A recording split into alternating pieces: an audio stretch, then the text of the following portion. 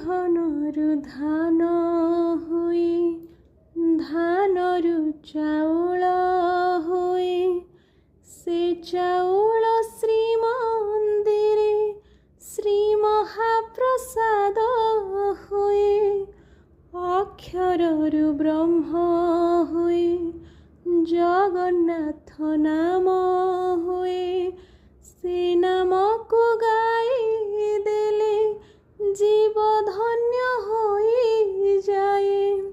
ଶହେ ବୈକୁଣ୍ଠର କରତା ଯେଉଁଠି, ଶହେ ବୈକୁଣ୍ଠର କରତା ଯେଉଁଠି, ମୋ ଜଗନ୍ନାଥ ପରାସେ।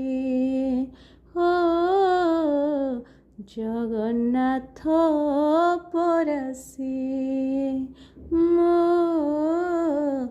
ଜଗନ୍ନାଥ ପରାସେ।